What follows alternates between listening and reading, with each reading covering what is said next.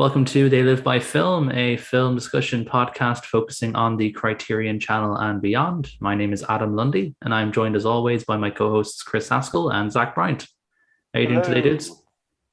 Feeling good, feeling spooky. Day Woohoo. 23 of the Halloween challenge. Yes, indeed. I just watched my 22nd movie. I didn't get to watch a movie yesterday. I was too busy. So I'm gonna have to watch two tomorrow to try and make up for it, or maybe one later. I'm going out for dinner tonight, so I might not get a chance to watch one later, but I'm doing nothing tomorrow, so two tomorrow. So this is our Halloween sort of special, our horror special. We're going to be talking about two different horror films from different eras, different parts of the world, two very different kinds of films. And then we've also some other little bits in between, just to sort of pull our focus on horror.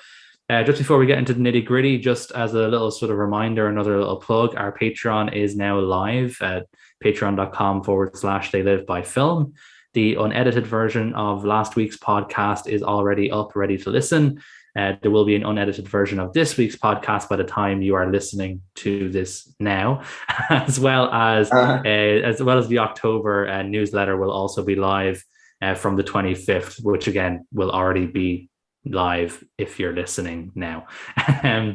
So before we jump in then, any tidbits, any wild stories before we jump in this week, guys? Anything new? Well, I'll give my news that I am the final two candidates in the job I applied for. So I might be at a Target here soon, thank God. Yes. Hey, speaking of that, when does Target start putting out Christmas decorations? Is it started? Well, I think they're just trying to get all that Halloween candy out so they can just do that as soon as possible. They're not quite Hobby Lobby level of putting it out in July, but yeah, exactly. We should be getting there soon. We were scrolling through Netflix yesterday because I was, my wife was wanting to watch something. So we got to only the second bar down of suggestions was already some Christmas stuff. And I was like, damn, that algorithm knows her really well. She definitely chose a Christmas thing yesterday. While I was watching Cure in my headphones. Probably have to do a Christmas special now in a couple of weeks' time. We can do one anytime after July. She's talking about it in our house. And all I'm sitting there thinking, man, I'm gonna be broke for the next 2 months. That's why I had to go ahead and buy that Vincent Price collection. I was like, this is probably the last opportunity I have to buy anything decent until next year. Let's go! I can't wait to talk about horror. That's what I was going to say. Let's hop right in. So the first film we're going to be talking about today is the 1933 film, The Invisible Man, from the amazing James Whale. If you're somehow unfamiliar with The Invisible Man, even as a character, to give you the basic rundown of the plot from IMDb, is a scientist finds a way of becoming invisible, but in doing so, he becomes murderously insane. This is basic.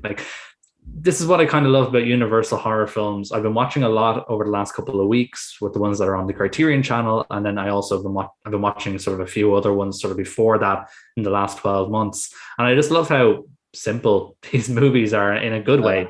There is no bells and whistles. There's no, there is some symbolism here and there. Obviously, they all kind of have these underlying themes, but usually it's just the movie starts, here's your monster, gonna kill some people, and then it ends. It's simple as that. There, and even when the movie ends, it ends. There's no catching up with the heroes or seeing the aftermath. It's just it ends. There you go. There was your 70-80 minute movie. Enjoy. Peter Jackson could have learned a little bit for that. Absolutely, The Ring is done. Movie over. No, we don't need to know anything. As soon as Smeagol went into the lava, that should have been the movie over. End credits. We don't need to see the rest. It's not important. And James Whale knew this. Maybe this is because I just saw the Friday Jason 7 last night. But do you think that Smeagol's just there under the lava biding his time until somebody comes and releases him? Yes, I truly want a slasher version with in the Lord of the Rings universe now. Yeah. Not sure Lord of the Rings. So would he come out and he'd be would he be wearing a hockey mask, or would it be Smeagol X, where he gets taken into he got taken into one of those orc buildings that are hanging around Mordor, and they just build him up with loads of iron and stuff. Well, there It could- has to be like whatever they go through so many different landscapes in the Lord of the Rings series. I don't remember specifically a campground, but there was that one like kind of swampy area they went to where there was like ghosts like under the water when they went down. yeah, and the Right, two that's a pretty towers. good Yeah. place for Smeagol to come and start some shit. Anyway, the Invisible Man. We'll get Especially back if on. he was invisible. People are gonna be like, all the Patreon is us talking about Friday the 13th. Lord of the Rings. It's other movie, any other movie except the ones we're supposed to talk about. Exactly. Yeah. What did you guys think of Invisible Man? Anyone want to jump in first? I could jump in. So Invisible Man is like my favorite Universal monster movie. It's not like, if we're gonna talk about other James Whale movies, it's not as emotional as like Bride of Frankenstein, which I will admit is just a really great movie. It's probably his best in a lot of ways. But I don't know, there's something just so fun and ridiculous about Invisible Man, and Clyde Rains is his name, right? Is that the Yep. Yeah, Claude Rains. Yeah. Yeah, Claude Rains. He has that campiness element to him, like all the way through. And to me, he carries the movie, like that, the voice and everything else. And I mean, he wasn't even first chance. I think it was supposed to be Boris Karloff at one point, and the guy who played Dr. Frankenstein in Frankenstein. I never remember that dude's name. Yeah, I can't think of it either. It was supposed to be him at one time. One thing I think is really impressive, almost 100 years later, is still kind of like, of course, we have better special effects now, but still the fun of things this old is trying to figure out how they do it. And honestly, Yeah. it's so cool because I had to watch like the special features because I wasn't exactly sure how they pulled off like some of that stuff. It's really cool, like how they go through it. And I think there was a part where they talked about, James Whale said like the most difficult scene he ever did was in Invisible Man, where he's sitting in front of the mirror. Yeah. He said that was incredibly difficult, hardest scene he ever had to film. Because apparently they had to use like 4 different camera shots just to composite that all together. Really cool. I just think it's a really neat film. I think you have a great villain. I think he's one of my favorite villains. He has no like emotional depth to him like Frankenstein, like the Frankenstein's monster does, or anything like that. But it's just fun. So it is fun, and it's number 2252 on They Shoot Pictures. Okay. Which, yeah, it seems fair. I could put it higher, but for me, I feel like there's some. I like this movie more than most other horror movies from that time, especially. It's number 70 on They Shoot Zombies, so it does get some love on the horror list. That's high, yeah, for sure. What didn't they talk about using, like, instead of green screen, like black screen, like an early version? It's like a velvet or something. Yeah. I think I remember hearing that too. This is one thing I love about. To be fair, we've joked about James Cameron and Michael Bay being the same person, but one thing I do love about Michael Bay / James Cameron is whenever like you have these certain directors that like invent things for the movies they make, and invent visual tricks, and invent like ways to manipulate the angles and the shadows, and like I just felt like I was watching kind of a technical masterpiece this whole time. And that's not even getting into the story, which is awesome. Or like the way they executed the story, which is so good. I'll talk about that in a minute. But like, just to kind of further your point so far, Zach, like, I just don't know. I mean, maybe you could talk about some of the work that, who did Sunrise? Was that Murnau? Murnau, yeah, Murnau. He did some pretty technically magnificent work in some of his movies. Yeah. Sure. And just felt like there was this, like we don't really, I don't really think about the 20s and the 30s as this time of like a creative explosion of what can be done with film. But I'm starting to see it in a different way, maybe start to see it more like that, because some of the stuff they're doing is just amazing.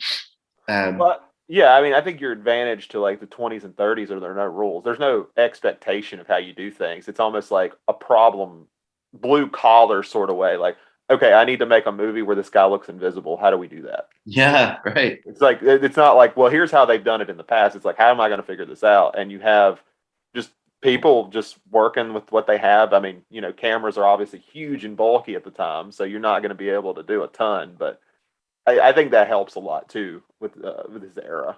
You're saying there's no Steadicam in the 30s? Basically nothing.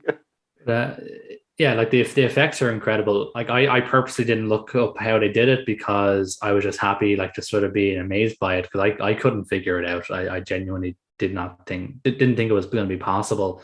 And there's another the Universal films at this time were just always trying to sort of be a bit groundbreaking. There's another Universal film for Dr. Jekyll and Mr. Hyde, which I haven't seen, but I know a bit about it in terms of how they did the transformation from Dr. Jekyll to Mr. Hyde, where they essentially had the actor wearing different kind of like face makeup. And when they would change the filter on the camera during the scene, it would bring out the sort of darker Mr. Hyde makeup.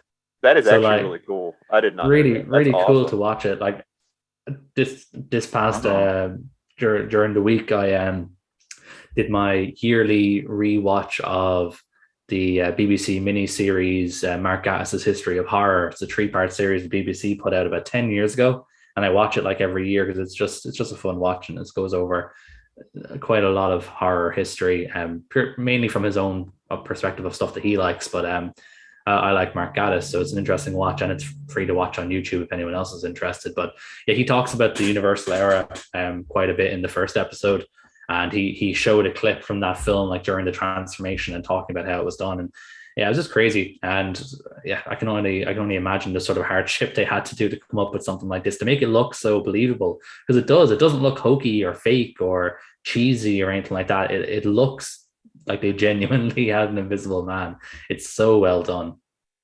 I know we're kind of joking about always talking about Friday the 13th, but there's a special effects in Jason 7, because that's the one where one of the main characters has telekinesis abilities. Oh, Friday 13th Yeah. versus Carrie. Yeah. The New Blood, was it? That was the one? Yeah, New Blood. Yeah. And versus Carrie, nice. And there's a scene where she's moving a matchbox on a table, and the special effects there in 1980, like 8 or whatever that was, are worse than the Invisible Man. Yeah, because it's obvious in like that one, it's just a magnet. Like there's a magnet in the matchbox or whatever. Yeah, it's like exactly. It's like jerky, and it's like she's not. It's not. There's nothing smooth about it at all. Especially when Palma did that better, like 10 years before that with Carrie, the stuff moving. I mean, They're real. It's. But no, it's actually kind of this is a slight tangent, but it's actually kind of interesting to me that you don't have like a lot of these people who are making these like low budget, no budget horror films. A lot of people who do Indiegogo and stuff aren't using a lot of these old techniques because they're so inventive then, but they're doable. That's kind of the thing. Like you can, Adam was talking about the filter. I mean, we understand how filters work, and that is something tangible. It's not like, thousands of hours on a computer trying to render an effect. This is something you can still do now. And it's kind of interesting.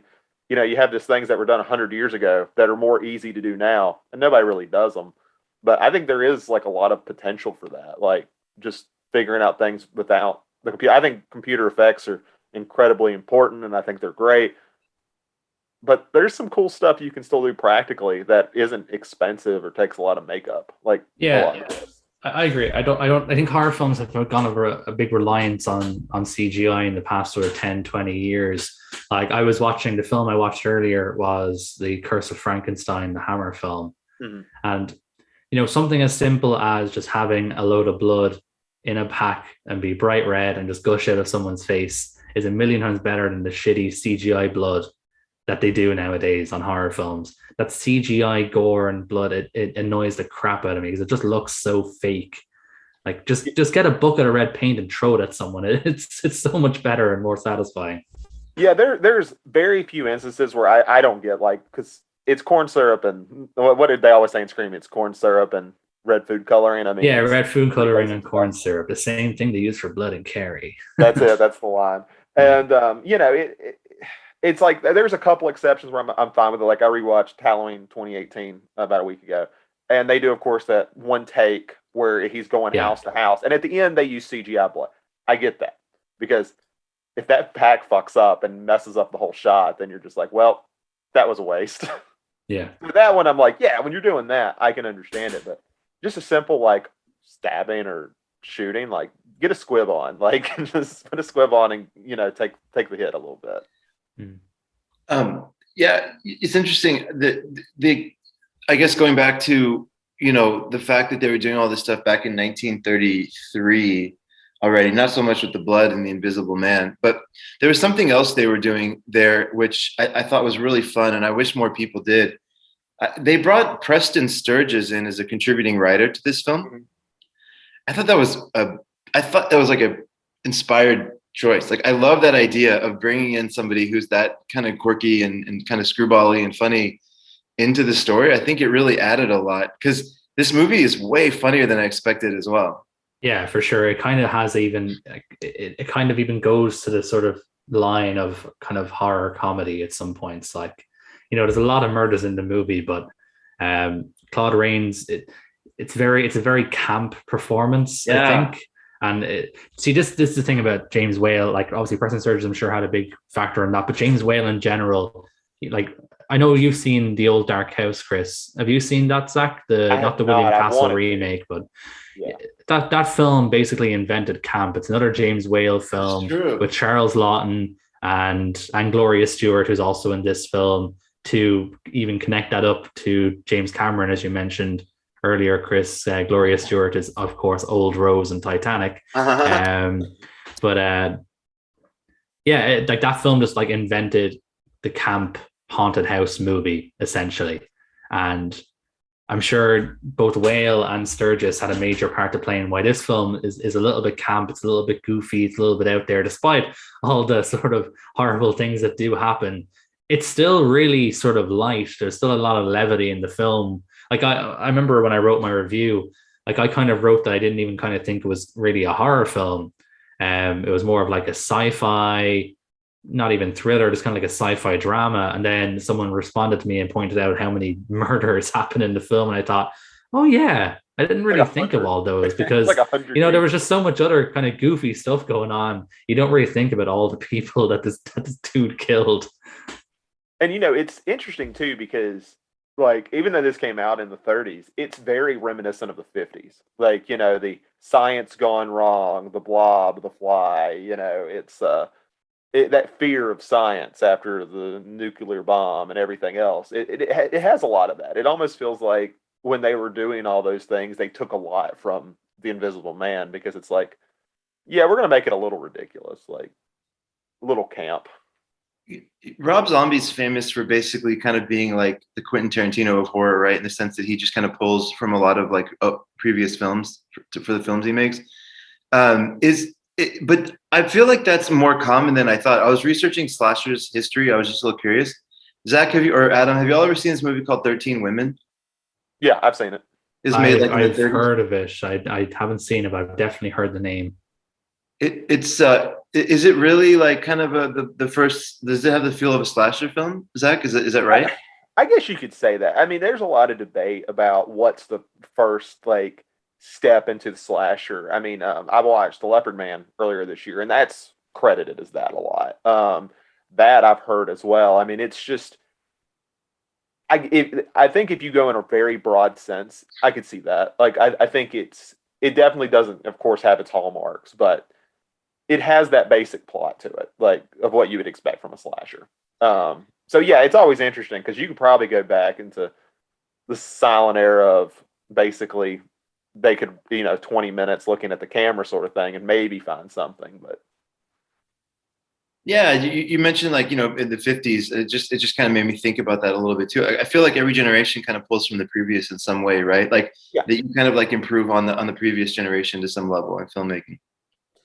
yeah. I mean, it's just like when Texas Chainsaw Massacre came out, it's pulling from um, Peeping Tom and Psycho, and all that, and it just keeps going back and back and back. So it's always kind of interesting to find this is the starting location because I mean, even with Invisible Man, the plot is so identical to Frankenstein. Like plot beats are the same, characters are the same essentially. Mm. That you're like Whale pulled from his own movie. I mean, it even has like the the guy who wants to be with the scientist's girlfriend or wife, and he's supposed to also be helping and stuff like that. It's like the same exact character from Frankenstein to Invisible Man. So it's interesting to see how they kind of pull from that, and Whale especially, because I think he was like, yeah, it'll work. And I think he improved upon a lot too, like from Frankenstein, because I don't find the heroine quite as unbearable like I do in the first Frankenstein movie. I like her better here. I think it's probably down to Gloria Stewart just being a better actress, perhaps. Yeah, that could have a lot to do with it as well. You talk the way you talk about that makes me think of like, what if George Miller made a movie called like Silly Sam or something? It was like it wasn't Mad Max, but it's like the same thing. Happy Feet 3. Yeah, or Happy See, I think a lot of the Universal films kind of have they were kind of like, you know, very Marvel in their formulaic. Like they have like obviously the MCU, especially the first sort of 10 films, are kind of derided for having a very formulaic structure. They just follow the same kind of plot beats, and obviously they've improved on that over the last sort of 5 or 6 years with, you know, branching out into different things. But I think the Universal films kind of go like that as well a lot of the time.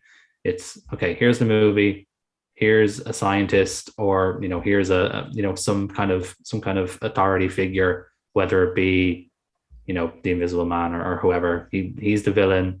There's a female that he's always trying to get after. People come and hunt down the monster, and he's dead, and that's the end of the movie. So like, whether it be Dracula or whether it be Frankenstein or what, you know, even like, you know, later ones like Creature from the Black Lagoon, you know, they always kind of follow very similar plot beats. They just kind of change the location, which again is something I do like about Universal films. Like, this film is very British. This is it is so British. You can just tell that James Whale, you know, just took a lot from, you know, from what he would have seen growing up. Like, it's such a British movie.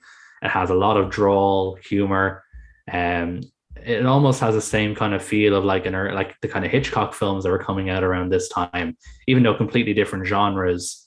It kind of has the same feel as a film like, you know, The Lady Vanishes or The 39 Steps. You know, very, very, very British films. And The Invisible Man, even though it's the same kind of plot beats, it aesthetically is very, very different to the other sort of more gothic Universal films, like obviously Frankenstein and Dracula with all the big castles and everything like that. They're all very gothic, whereas this is just, I think, is a bit more homely, a bit more British, you know. So I can see what you mean by kind of being like a copy of Frankenstein, but I think he does enough different with the style and the aesthetics that it does stand on its own. And I honestly didn't even compare the two until you had mentioned it, to be honest. Just and because you make a great point, because I mean, I'm not criticizing either, because I love both movies, but yeah, you're right. The feel of them is definitely unique to one another.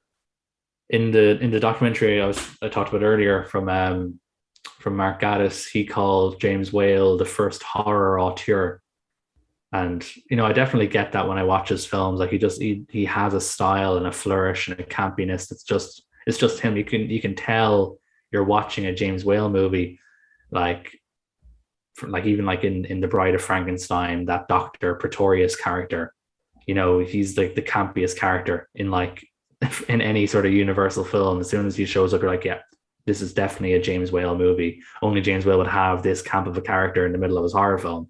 So I think it's a confidence with him too. Like, I think you have to be confident in what you're doing, for sure, to go with this type of tone. And I think that's what makes Whale kind of step apart from a lot of people who were making even other Universal monster films. Like, when we talk about some of the best, it seems like his are the ones that are always named. Yeah, like The Bride of Frankenstein, I think, is probably, in terms of like just pure cinematicness, I think just The Bride of Frankenstein is probably the best out of the lot. Personally, anyway, I just think it's the best. Yeah, it's a great movie. The Black Cat, I think, maybe would be close. I think the difference really between the really good ones and the ones that aren't so good are definitely the filmmakers. You know, you talk about like The Black Cat, which was Edward G. Ulmer, like the same guy who made Detour. You know, he knew how to make a thrillery film on a really low budget. James Whale created these really sort of sometimes gothic, but sometimes also really fun and really funky and really groovy films. And then you look at other ones that maybe aren't as good, and you don't even know who the filmmakers are, and you can definitely tell there's like a that's where the difference maker was of being some of the more well-known ones versus the ones that aren't as well known were the directors, because they had the confidence to maybe do something a little bit different, and still using the same formula, they were still able to make their film stand out.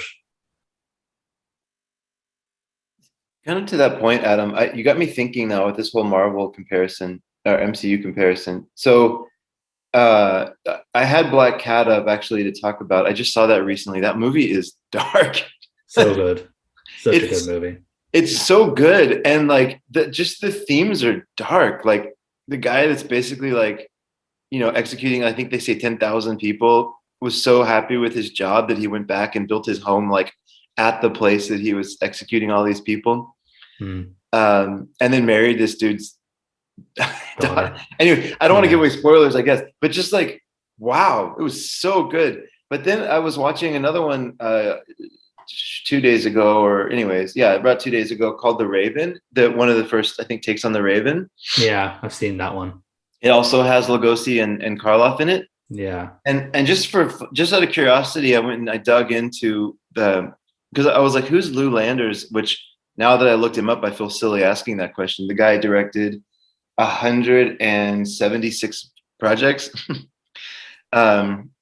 Also has one of my favorite names, name shortages. So his name was Louis Friedlander, and that's a good one. He went with Lou Landers for his name after he. It just like, anyways.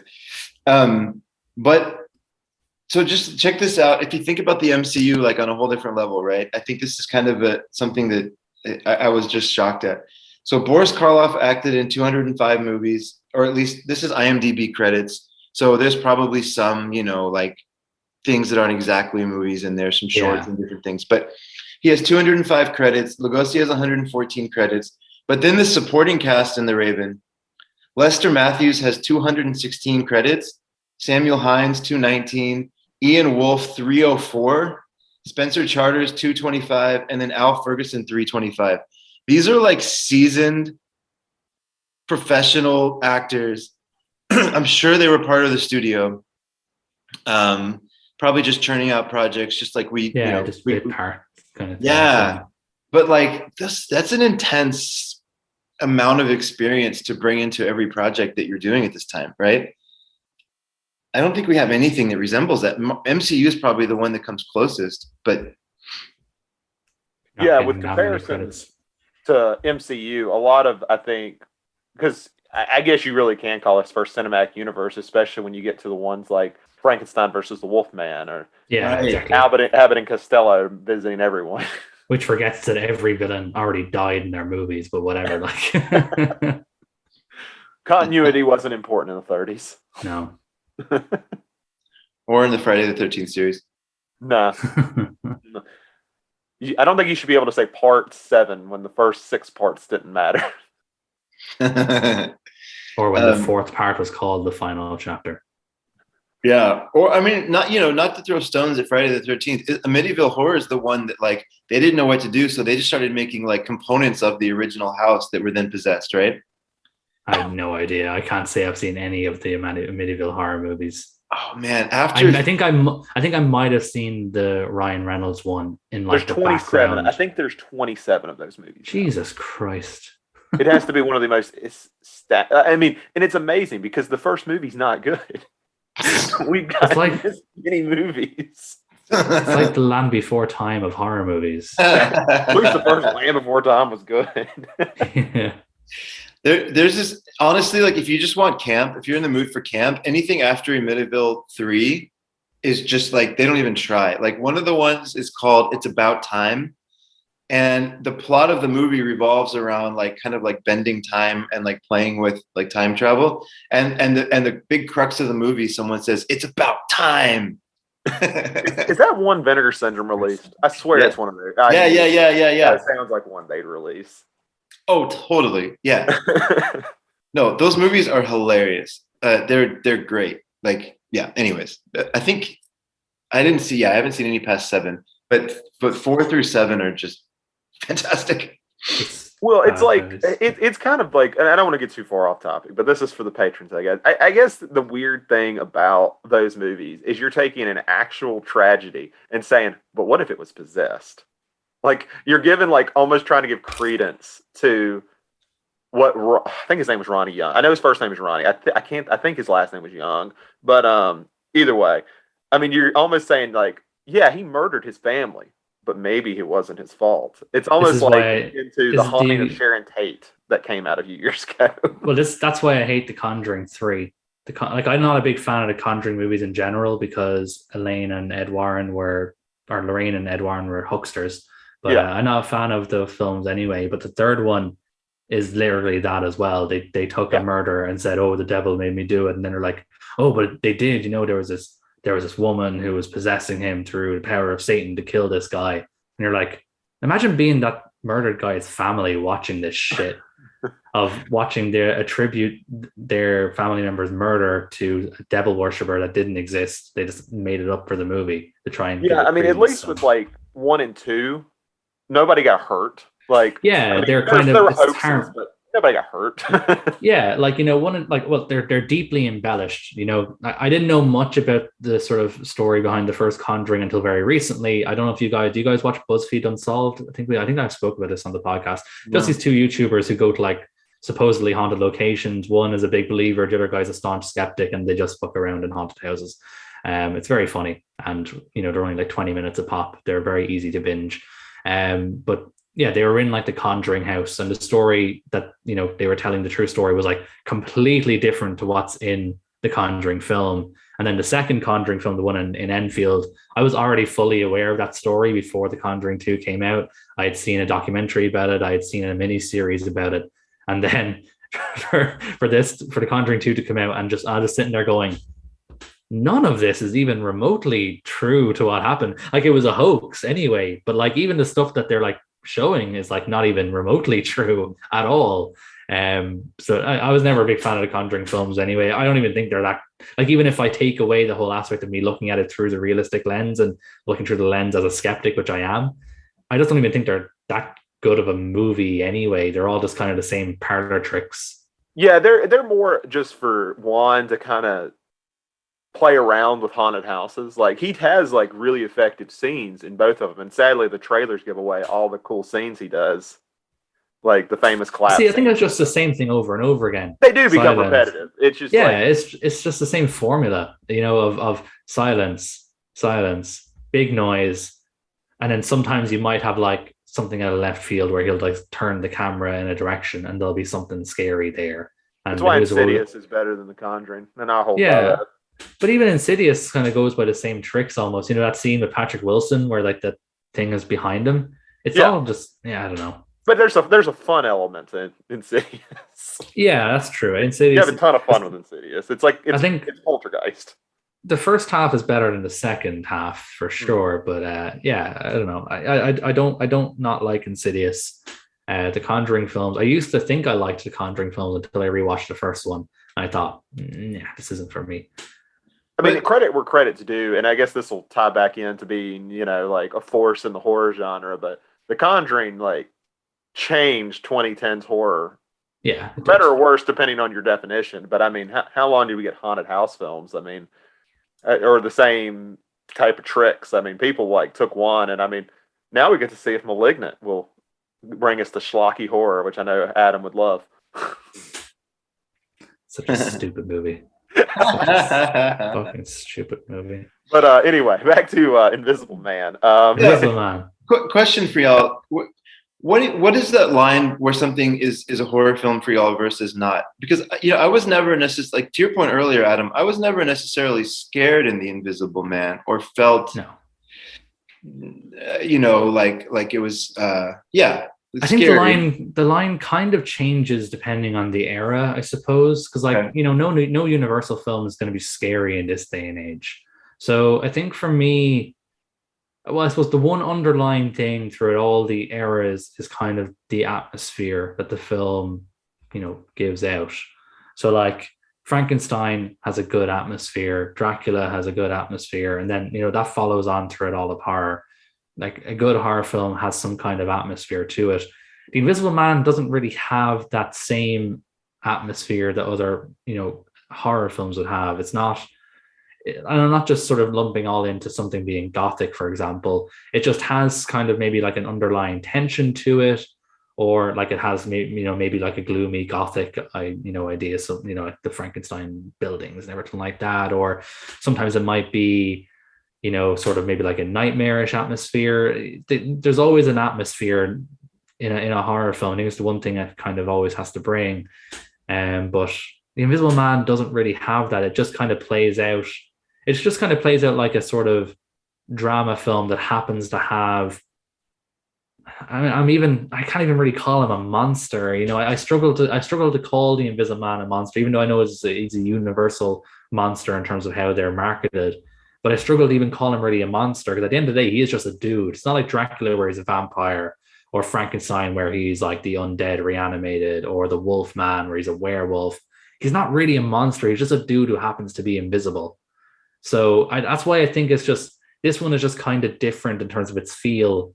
And I think it's because there isn't an actual real monster, and there's no real atmosphere of dread or anything like that. It's just kind of like a kooky movie, which is why I kind of feel like it's more of like a camp kind of horror comedy rather than a straight horror film. Mm-hmm. When it comes to like defining horror, I have probably been in more arguments than I need to be, because I think genre classification is one of those things that is both the most worthless thing to discuss, but also does hold some importance depending on how you use it. I am about as broad as it gets. If it attempts to do something horrific or induce this anxiety, for me, genre classification just needs to be broad. Like when you get into, well, it's more of a suspense movie. Well, it's more of a thriller. I hate the term thriller. I just hate it, because most films are trying to thrill you in some ways. I just have a hard time with it. And I'm sure we'll actually talk about this with our next film, The Cure, which I've heard people say is not a horror film. I would argue it is, but I also argue Silence of the Lambs is a horror film. Yeah, of course. Well, I mean, for me, it comes down to a lot of times, and I think why horror fans tend to really get down into the genre of like, because there's so much that's like, you have like award seasons who sit there and try to call like a movie like Get Out a comedy and try to ignore its horror elements just because horror doesn't win awards, and it just downplays it. So I'm very broad in it. If it tries to be horrific in some sense, I usually just throw it in there just to make things simple. So would it be like that quote, which I think we've mentioned on the podcast before, and I can't remember who said it, but that court case where the judge was like, I can't define pornography, but I know it when I see it? Yep.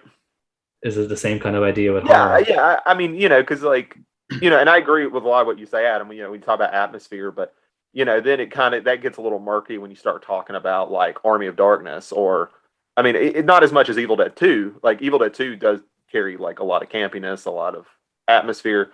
But then what do you do with things like Army of Darkness? What do you do with things like, I'm going to mention Tremors here very shortly as a spoiler warning. What do you do with that? That, it holds that sense of dread, but it doesn't really focus on having an atmosphere necessarily. So like there's a separation in my mind that happens here. So everything we're talking about so far is like kind of how the film is executed, right?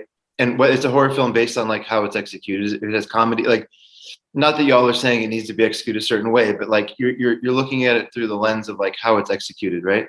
Yeah. But for me, there's something else that I'm kind of curious about here. Like the reason The Invisible Man is scary to me is obviously not like from a sense of watching the film feeling scared, but thinking about somebody who has that mental instability that's brought around from a drug that is unknown, and the only thing we know about it is that it produces the side effect of creating like basically aggressive behavior, right? So you have this guy who is doing experiments with a drug that makes his skin invisible, but has the side effect of making him like, it's like PCP or something, right?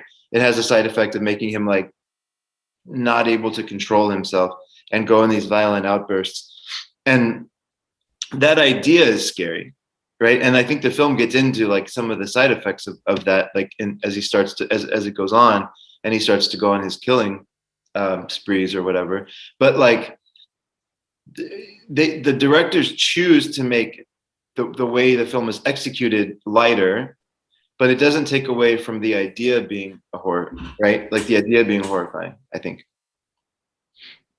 I don't know if y'all have any, if y'all agree with that, or breaking it apart like that, I guess. But to me, that's why I'm fine with calling something like this a horror film, because if you were to meet that person in real life, it would be scary to know them. Yeah, and I think that's a little bit more of, let me turn to, I guess, an empathetic look at it. Like, it's this idea of, some people, I'll use an example of Halloween. Some people find Rob Zombie's incarnation of Michael a lot scarier than John Carpenter, simply because meeting Tyler Mane in person is a lot scarier than meeting Nick Castle. Those people are wrong. I agree with you. But there is that sense there that it's like, okay, if I am directly in that situation, how would I feel? And that's kind of where it derives from. And I think that's perfectly fine. I think that's an interesting way to look at it. I think there is, I can't remember who discussed it. It may have actually been Stephen King when talking about Pennywise. What's scarier, this scary looking clown in the dark alley or a normal looking clown in the dark hallway? And in a lot of ways, it's the normal one for a lot of people who watch movies. But in real life, you probably have a different perspective, or maybe even just a slightly different one. Right. So for this section then, dear listeners, we're not going to do our usual interview nor our usual collection corner. With this being a horror special, we just thought it'd be a cool time just maybe get to know us a little better about the films we enjoy. So we're just going to talk about our top 5 horror films, see if we have any, any films that are come across our lists altogether. I think me and Zach are probably going to have at least one that are going to be in common. Maybe yes. More. We'll see. Just thought it'd be cool for us to talk about maybe our top 5 horror films, just to maybe dissect them. If anyone has seen them or hasn't seen them, maybe we can try and convince someone else to see them. Does anyone want to go first, or do we want to go through the countdown together, each doing our 5, each doing our 4? How do we want to? I kind of like the countdown idea. Yeah. So I'll do our 5, I'll do our 4. Okay, well then before we get into the countdown, does anyone have any special mentions they want to give? Because I do have 2 special mentions I want to do very quickly. I'm going to do just 2 real quick, because I did my top 5 a little different. I have a huge love for the slasher genre, so I made a rule that I could only include one slasher movie. Okay. Or the list would all include that. So mine would definitely be like Candyman and the Texas Chainsaw Massacre. They're both fantastic slasher movies. They're great. They're not my favorite slasher movie. So those 2 won't be included. They normally would be. Yeah, I think Texas is such a hard film to watch. I would struggle to want to watch it enough times for it to become one of my favorites. Like once was enough. It's such a raw movie. I've seen it probably too many times. You still need to watch the second one. Yeah, it's true. I do. The second one looks absolutely fucking nuts. No, just some maybe just special mention for some of the low budget kind of creative horror stories that are coming out. Like Zach and I think have talked about on this podcast before, The Witch Who Came from the Sea. Mm-hmm. Just movies like that that they take, Malatesta's Carnival of Blood. Honestly, American Horror Project, the first volume from Arrow, has some films that are just like, it shows what you can do with a low budget if you have a creative vision, and the story itself is creative and unique. You can still make a really good film. I just saw this one film that was made in 1978. I won't go too far because we're talking about favorites, but just an example, like it was super low budget. It's called Trauma. It's made in Spain, and it's basically a slasher film in 1978. And like, it's just crazy to think about this guy that just kind of on his own, made this movie, which is essentially a slasher film. But it doesn't get much love and stuff because it was probably seen by 100 people, and then somebody in Vinegar Syndrome went and dug it out. Maybe they came across it at a festival or something. But yeah, I just love the creativity in low budget horror. Trauma's That's on my watch list now, by the way. Oh yeah, it's great. And my special shout out is just to 2 David Lynch films, Mulholland Drive, which is definitely not a horror film, but has one of the most terrifying scenes in horror film at the scene at Winky's Diner. And if you're familiar with Mulholland Drive, you'll know exactly the scene I'm talking about. It's just the most masterfully made horror scene in all of horror, and just in film in general. I think it is the scariest scene because David Lynch tells you exactly what's going to happen. His character tells you exactly what's going to happen, but it still scares the shit out of you when it does happen. It's just one of the most effective jump scares ever. And I'm not a bit. I personally just don't give a shit about jump scares. I think they're stupid. But the way that Lynch put this together is just amazing. So it's one of the most. It's probably the scariest scene in a film in a non-horror film. And then the other one, which is probably closer to horror, I still wouldn't put it in horror, even though Letterboxd does class it as horror. And that's the Twin Peaks movie, Fire Walk with Me. I still sort of more so think of it as like a family drama that has some horrible things happen in it. So there's definitely some scary moments, but I would struggle to class as a horror film. That's why I didn't want to include it on the list. I thought you were going to say a family film. I was like, we have different definitions of it. No, family drama. Or yeah, definitely not a family film. I wouldn't recommend seeing this with your 5-year-olds. But yeah, those were my just two sort of special shout outs that I wanted to give, because again, I wouldn't really class them as horror films, but they have horrible moments in them. So number 5 then. Number 5 on my list is Stanley Kubrick's The Shining. And Shining is kind of, I think in the last few years, Shining has kind of become a bit more of a divisive film, which is kind of weird to think because it's always been considered a stone cold classic. But I see a lot of people online become kind of detractors of it in the last few years, that it's not scary and that it's boring and that it's slow. Whoa, really? Yeah, I mean, I've seen a lot of it. Yeah, it's slow, but I mean, that's how Kubrick's not a horror director, and that's what makes The Shining so fascinating. You know, anytime you can get a movie from a horror movie from someone who's not into that, it's always interesting, because it's like they kind of have to figure out new ways to create horror, and that's what The Shining does. It's so slow and methodical, but like you have to like any other Kubrick film, you have to let yourself be there almost. Like you have to let yourself get immersed into the world he's created in this hotel. So yeah, I've seen that too, Adam, and I don't get it at all. It's weird. Yeah. Like I'm definitely an atmosphere guy, as I mentioned, when it comes to my horror films. Like I don't care about jump scares. They don't do anything for me. I don't really get scared at horror movies. So I love when a film creates some kind of atmosphere of dread, and this sort of slow, methodical sort of process that Kubrick goes through is it's really good at building tension and building dread. You know, that scene where after discovering the manuscripts, and Jack Nicholson is sort of slowly creeping up the stairs trying to get her, and she's swinging the bat. That's just one of the scariest scenes in horror. And it's so different from what people will consider horror. There's no jump scares, there's no monsters, there's no ghosts. It's just a man out of his mind wanting to hurt his wife and her being scared to death of him. And there's just something so real and raw and scary about that. And it's just perfectly filmed. I understand when people say it's not scary, because to modern audiences, it's not. There's no jump scares. There's no James Wan-iness about it. It's not a scary movie by modern standards, but it is a horrifying movie. And there's so much dread in the film. And I think a lot of people, and I hate to generalize like this, but I noticed there's like more of a hate in the some parts of horror communities about ambiguity, and there's a lot in The Shining. Like, yeah, for sure. There's a lot. Like, you know, what are they seeing? Why are these things here? And I think that annoys a lot of people that they're not given these answers. That they're not meant to. You're never supposed to horror to me comes when you don't understand something. Like that's kind of as an adult, that's the scariest thing to you, is you don't understand, or you can't rationalize something. And that's kind of what The Shining does. It doesn't allow you to rationalize what exactly happens.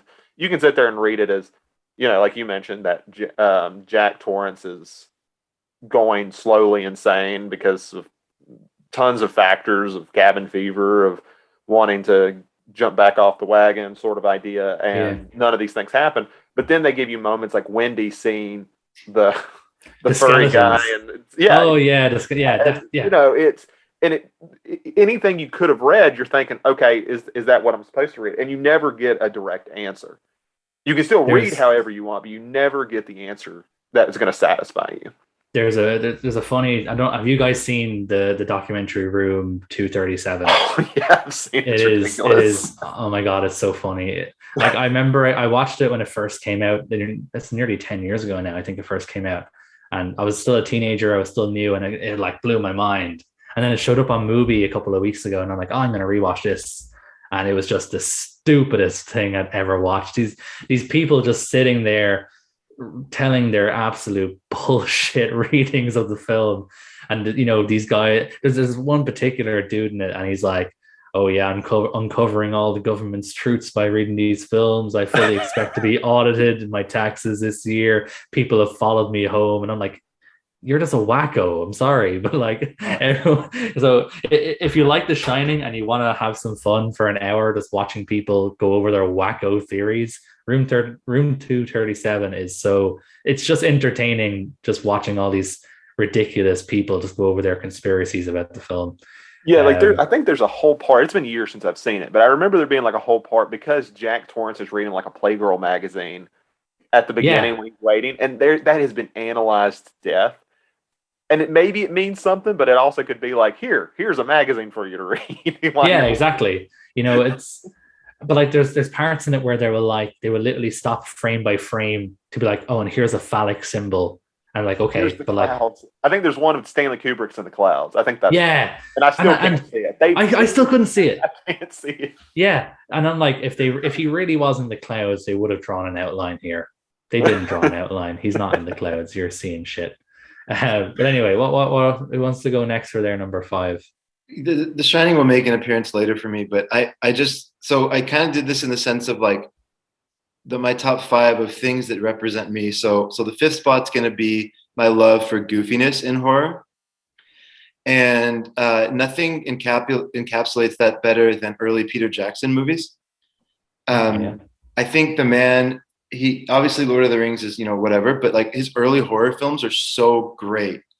The movie that I think is number 5 for me is Dead Alive. Have y'all seen that? It's also called Brain Dead. Oh, I love that. I haven't. Yeah, right. No, I've been meaning to watch it. I've heard about it.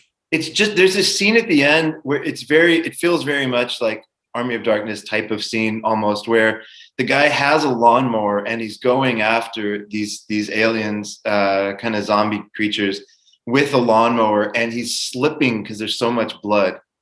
Like he can't physically like it's so bloody from killing so many of these creatures that he's like slipping in the blood. It's just this fantastic, crazy, wild. I love early Peter Jackson horror, and I think he's a great representation for me of like the fun and like the goofiness you can have in horror. So that'll be my number 5. Honestly, it's really fun going back and watching his early stuff and thinking, this is who New Line wanted to do. It's so true. They just looked at this movie and said, yeah, this guy can do Lord of the Rings. Like he made a porno with Muppets called Meet the Feebles.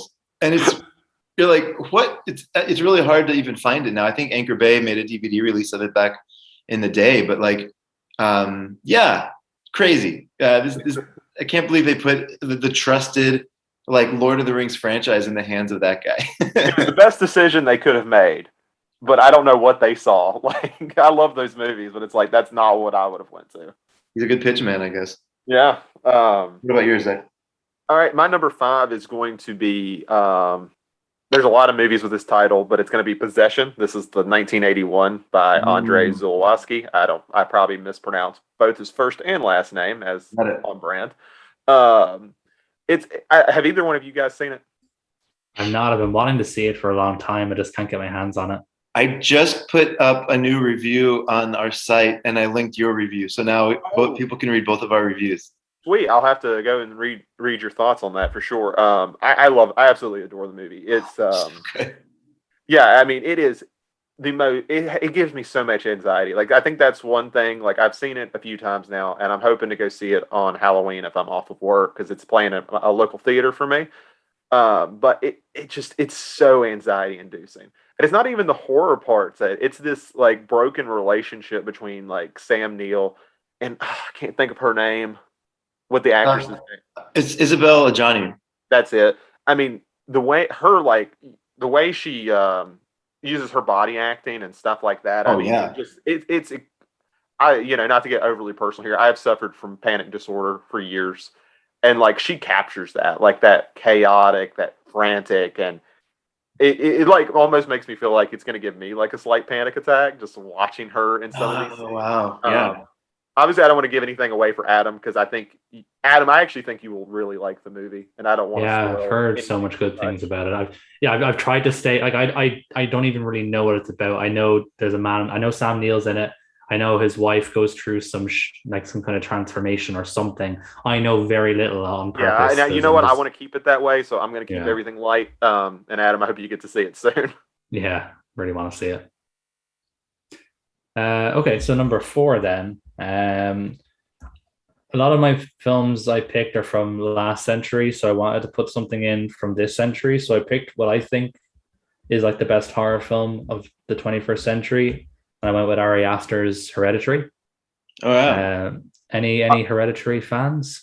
I like Hereditary. I like Midsommar a little bit better, but I really like. I haven't seen that one. That's the thing. I haven't seen Midsommar. But no, Toni Collette, that is just awesome. She was fucking robbed. She wasn't even nominated for an Oscar, and she was fucking robbed. See, this goes back to me complaining about awards and how they view horror. She's so good in this movie. Holy shit, she's so good. I just love. Again, to start to talk about atmosphere, this film has it as well. Makes your skin crawl. I saw it I saw it in the theater when it came out. I did see The Shining in the theater as well a few years ago, but this is the only film from the list I've seen in the theater, and I could not sit down the whole way through. I was like, didn't know what was happening. I was moving around. I was sitting up. I was putting my head in my hands. It was just it was just a crazy film to watch. It's so well done, so well made. Again, I'm sorry, atmosphere is going to be my buzzword for this episode, but Jesus Christ, the atmosphere in this film is insane. Toni Collette is insane. And I remember last Halloween, I watched it with my girlfriend, who's not a horror fan at all. She's not a horror person. The only horror films she's ever seen are the ones that I've made her watch with me, basically. She would never go out of her way to watch one herself. And she even now, a year later, if she even gets a whiff of Hereditary, she will sleep with the lights on. We had to immediately watch another Toni Collette movie from when she was still in Australia called Muriel's Wedding, which is a comedy movie. When we first watched Hereditary, we had to immediately watch Muriel's Wedding so that she would be able to go to sleep that night. It just completely freaked her out. But yeah, she's crazy movie. Some horrible shit. It's great.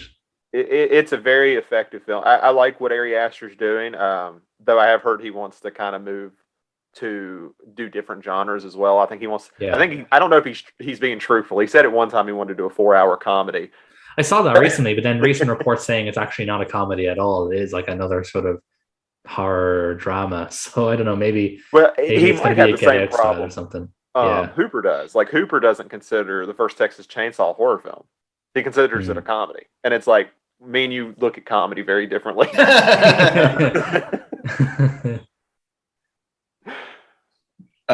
So let's see. We're number 4. I'll focus on Giallo genre. Just I could watch Giallo films all day. Jolly films, I guess. I don't know. One of them is plural. I think Jolly films is plural. I think Jolly is the plural. Yeah. Yeah. Okay. It's one of my favorite genres. Like it's kind of like a comfort blanket for me. Like if I can just throw in a Jolly film. And one of the ones that stands out to me in the genre is Blood and Black Lace. Have y'all seen that? Yes. Yeah, I've seen that. Yeah, yes. Good film. Love it. Love Mario Bava in general. Argento gets a lot of love for the film he makes, rightfully so. I think he makes some of the best like kind of visual aesthetic work in horror. But I think Bava can just hold a story and keep you in suspense. And I think Blood and Black Lace is a great example of kind of like bridging that whodunit genre and kind of like maybe even an early slasher film a little bit. And it's excellent. I love it. So what I kind of love. Oh, sorry, Adam. No, I was just going to say, like, even like when you connect to the slasher, like they even have like the whole idea of the costumed killer, you know, with the mask and everything like that. It's obviously a staple of slasher. You never just see a guy, you know, there's never just a normal dude as a slasher villain. There's always some kind of visual aspect, and yeah, Blood and Black Lace has that as well. unless you're watching The Mutilator. But anyways, I can't say I've even heard of that. So there we go. go ahead, Zach. What are you saying? No, I should say that, you know, since we're kind of talking about Jolly in general, one of the things that I think is so interesting about rewatching them, because Deep Red's my favorite. I love Deep Red. Nice. But I still to this day can't even tell you, and I've seen that movie twice, who the killer in that movie was. And that's kind of a problem, and not a problem, but that's kind of a thing in Jolly so much is it's a big plot point, like, oh, it's the whodunit aspect, but it's so unimportant by the whole experience of who actually did it. Like Blood and Black. Always someone very inconsequential. Yeah. It's like, oh, okay. It's always someone who was in it for like 5 seconds. It's kind of like the anti-Scooby-Doo. Like like when an episode of Scooby-Doo starts, you just like know that guy is the bad guy. And with Giallo, it's like the opposite. It's just like some guy who was in the film for like 5 seconds before, showed up in one scene, and you're like, oh, who are you again? He's a sex maniac. Yeah, it's the same in Bird of the Crystal Plumage, which is basically just a proto version of Deep Red. Deep Red's essentially just a remake. But Jolly does this thing where like the last 20 seconds it'll be like one more twist, right? Or they're like somebody will turn and like wink at the camera or like flash a knife or something, and you're like, what does that mean? And they don't sequel it. Like that's kind of the interesting thing where Giallo and slashers differ so much. Like that's true. There's not sequels to Giallo films typically. That's true. Man, slashers, it's like we will make Mutilator 2. I don't even know if that exists, but I wouldn't doubt if it does. If there's a Mutilator 2. Well, that's a different discussion, but like that's just probably a symptom of just trying to pump out stuff for the VHS era, right? Mm-hmm. Like you don't need a Slumber Party House Massacre 4 or whatever. But you have... Is that the best one? Okay. For my number 4, I have Ken Russell's 1971 film, The Devils. I've talked about it on here before, so I won't go too in depth with it. It is just an insane film. You're dealing with Ken Russell's is doing a lot to criticize the Catholic Church. He's doing a lot to really fundamentalism, I guess, is what he's really criticizing. Mm-hmm. But like the way he goes about it is just so batshit insane all the way through. Like, you know, to the point where we can't even get like a legitimate release with the whole film in it, because Warner Brothers just doesn't want to do it. But I won't get into that. Great film. I don't know if either one of you guys have watched it or not, but it's definitely worth watching. I was going to ask if you'd finally seen the Rape of Christ scene. I bought a bootleg from Brazil just to watch that scene. Jesus Christ. I remember that on one of our first episodes, the Rape of Christ. Was it graphic or was it just because Jodorowsky films are, if you look at them now, they're not as controversial as they were when they came out, but people were obsessed with like what was the theme of like what was happening in the movie, right? But it's not so much what was actually being shown. So how bad was that scene actually? I mean, it's not like we're going to, it's metaphorical in a lot of ways, but I mean, there's obviously a very sexual element, and you have Oliver Reed playing this Christ-like figure, because these are all like, I don't know if you want to call them delusions or you want to call them visions or prophecies, whatever you want to see, but he's playing this Christ figure. He's got the crown of thorns, and there's this sexual theme to it. And honestly, I think that's what Warner Brothers is putting Jesus in any sort of sexual sort of scenario, and it's like, nope, not doing that, sorry. We don't know what he did between 12 and 30, okay? But anyways, yeah. So going to number 3 then. So number 3 for me is Carnival of Souls. Love this movie. Love this movie so much. Again, the buzzword of the day, atmosphere. Yeah. You know, this film has no right to be as good as it is. I think we've definitely mentioned this film on the podcast before, just in terms of like its low budget aspect and how everything that's low budget about this film actually makes it better. A lot of the time when you're watching like a film that's low budget, you're kind of wishing, it's like, wow, this film could have been great if it had a bigger budget. But with this one, it's always like, if this had a bigger budget, it would not have been as good. Everything, you know, whether it be, you know, the wooden acting of most of the cast, or the really sort of out of sync sound design, or this sort of low budget camera that they're using, the fact it's shot in black and white, everything, it just adds to the atmosphere of the film.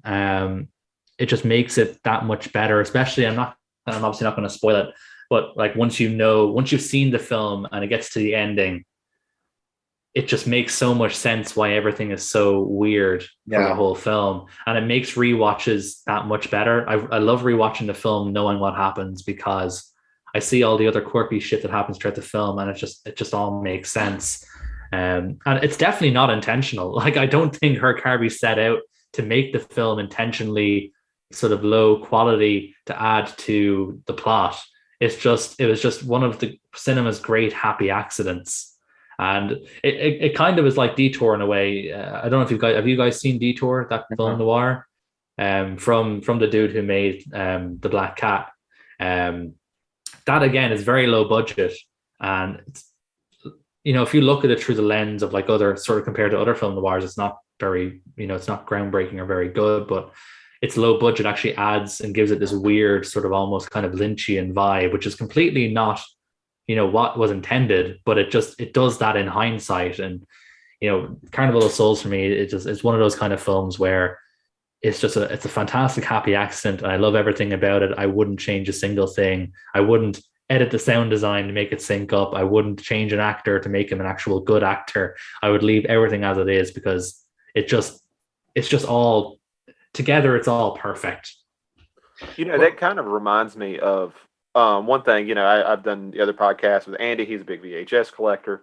And a lot of horror fans are VHS collectors because they like that lo-fi look. Like, they're not into the whole 4K, let's make, Halloween, because I just got the new 4K of that, look as crisp and clear as possible. So then that's not where the horror comes from. It's watching it on a VHS, on a CRT TV, that brings that horror in. And that almost sounds a lot like what you're talking about with Carnival of Souls. I also think it's one of the more underrated acting performances in horror. The female lead there, she's perfect for that role. I don't know if she was as good of an actress or they just found the right casting, but like, I don't know. I don't know how you could have possibly played that role better. She was amazing in that. And I believe there's a remake too, and I've never seen it. A remake. There's one from 1998. Oh yes, I'm just looking at her. The lead actress, Candice Hilligos, and this is like her only, like, she's only ever been in one other film. She was uncredited in a third, and then played herself in a documentary. So, The Curse of the Living Corpse. Yeah, that's the other film I'm looking at here from South 2 years Hell later. Mountain. These are great titles there.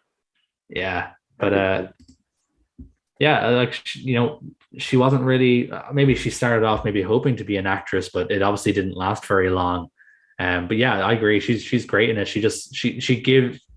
Again, it's so hard to talk about this film without spoiling the whole thing. Right. But she plays the part she's supposed to play perfectly. That's all I'll say about the film. If you're listening and you haven't seen Carnival of Souls, go buy the Criterion and watch that, and also watch the documentary on Her Carby, because it's super interesting how he got into the business as well. Yeah. So yeah, Carnival of Souls, watch it without knowing anything about it. So jumping genres quite a bit. For number 3, I went with kind of the exploitation subgenre. And I hate to do this. I know this is kind of cheating. I can't separate Takashi Miike and Nico Mastorakis. I can't, like, they're both so brilliant at their respective games. So I'm going to mention 2, and sorry if that's cheating a little bit, but Ichi the Killer for me is such a fantastic example of the brain of Takashi Miike. Like, it's a mix of just like batshit crazy scenarios and like brilliant ideas. Like, there's this one scene that jumps out to me where you actually see the blades on the killer's shoes. And it kind of has like a brief chill that goes down, because he just creates that atmosphere so well of, I think, this guy who's a killer, without getting into the spoilers of what's going on exactly. And then Nico Mastorakis made this movie. Have you all seen Island of Death? I have not. Oh, no, it's a big nope for me. Man, it's like, it's another one that just you're like, what is wrong with the person that made this movie? It's got like you, the two main characters basically lure people into their place to have sex and kill them as a way of kind of getting off. And that's just like the tip of the messed up iceberg. Like it gets into like just a bunch of, not that it necessarily is brutal in what it shows. Like it's not like it, it's not like a snuff film or something like that. It's not that, but as it gets into like themes of like incest or goats, I'm trying to be as general as possible. You're just watching this like, what is wrong with Nico Mastorakis? But the end result is a great, I think, entrant into the exploitation genre, and I can't put one above the other because I love them both. So those are my two. I already had. I think I read you may have already wrote a review for it. I think you did because I already had it on my watch list. So I was like, Chris has had to have talked about this before because I have it on there. So I'm going to get around to it eventually. My number 3 is going to be the one that was on my top 10 list that shocked Adam to death when we did that months ago, which is Tremors from 1990. Yeah. I need to defend myself quickly. I wasn't shocked that I think Tremors is bad. I was just shocked that he put it as like the top 10 best films ever made. I like Tremors. I just want to get that out of the way. I like Tremors. Well, Tremors has a lot of nostalgia for me, and I'll fully admit that. This is probably the movie I've watched more than any other one. Like, I think I ruined a whole VHS tape when I was a kid. It's just a movie I've loved my whole life. I think it balances horror and comedy the way it should be done. Like, I like Evil Dead 2. I think it balances it better here just because it always allows the horror to be horror and the comedy is derived from the characters and their and not their actions, but how they react to one another and things like that. That's the comedy. They never make light of the creature, the graboid, and the thing I love about it, it's just they use like every single practical effect trick in the book to make that movie, and it's not made for a huge budget, and it's just great. Like I love the film to death. I won't harp on it too long, but I just love it. Yeah, I do like Tremors. It has nostalgia for me. I didn't watch it as much growing up, but it was one film that my dad really liked when I was growing up, and I've seen like the first 2 or 3, all because like he would have been watching them. So yeah, it has that kind of nostalgia for me as well. I haven't seen it in a long time. I do have the Arrow release, but I haven't gotten around to watching it myself. But yeah, it has that nostalgia for me as well. It's very sort of, if you grew up in the 90s, you've probably seen Tremors at some point, like even if it's on TV or something. Yeah, and it was one of those movies that was like saved by the like by Blockbuster and your movie galleries and stuff like that because it failed so hard in the theater because the trailer is awful. Like I don't know if the Arrow release includes it. I didn't check, but the theatrical trailer for that movie is awful. There was no doubt why people didn't go see it. Who has the better worm, Tremors or Dune? Tremors. That was a silly question, wasn't it? There was only ever going to be one answer. Oh wait, Lair of the White Worm is a worm too. There's the trilogy or the trifecta of worms. Worm movies. Now, thankfully, this movie wasn't called Land Shark like it originally was going to be called. Oh wow! Wow. Yeah. No, I saw it. Tremors is so much of a better name. So my number 2. So for me with slasher movies, there's slasher movies that are cinematically good, and I'll talk about one of those as my number 1. And then there's slasher movies that are goofy and fun. And I think there's one that really has both. This really draws the line between the two of being a really good film, but also having fun with the genre, and that's Scream. Yes. I adore Scream. It is one of my comfort movies. If I'm feeling low and I just want to watch something, I'm watching Scream. I don't know how many times I've seen Scream more times than I've seen other movies in my top 10. It should probably be in my top 10 at this stage, to be honest with you. I've seen Scream so much. I love the film to death. It is fun. It is a really great slasher film of its own right. It has, jokes, it has quips, it has its little sort of what's the word? It looks on the genre from the outside. It has obviously, Randy sort of discussing the rules while Halloween Like, is on the background. are You you saying have it's like the it's very meta? Yeah, it is. It is. Yeah, it definitely it's a meta. It's a postmodernist slasher film, absolutely, because it does look on the genre. It is very inversive of that, but at the same time, it's also a really good, slasher film. So like, there's a lot of sort of like, it's going to be a weird comparison, but like Scary Movie, for example, which basically took the idea of Scream and just ramped up all the comedic and the sort of self-reflective aspects. Scary Movie is just basically Scream on crack.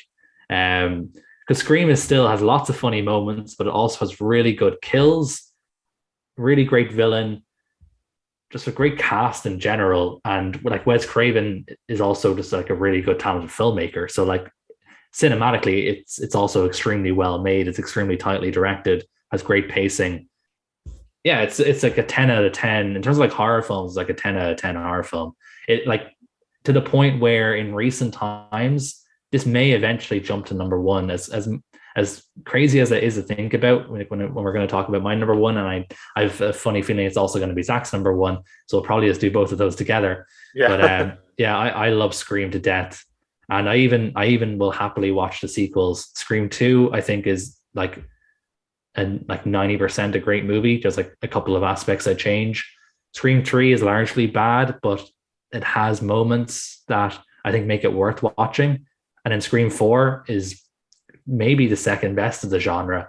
And I'm looking forward to the new Scream as well, which will be out next year. So yeah, I'm just a big fan of the franchise in general. I think it's really great. This is going to sound slightly off topic, but it's not. Have you seen the movie Ready or Not that came out in 2019? No, that's is that the one with They're the ones going to be. Samara Weaving? Is Yes. that? Yeah, I haven't seen it. No, I heard it's good though. It's good, and that's the team, the two directors who they go by Radio Silence, but they're going to be the ones doing the new Scream movie. So, Oh, cool! I better if you're give that a watch curious, before. Yeah, I think I'll give yeah, that a watch before that comes out because I've heard good things about Ready or Not. it's fun. It's so much fun. Yeah. But I agree with you. Scream. I watched it for October. It's actually been quite a few years since I've seen it, so I was a little worried. Like part of me was like worried to watch it. Like, what if it didn't age that well? What if there's things in it? But I was like, yeah, this movie's still fantastic. Like, It's so good.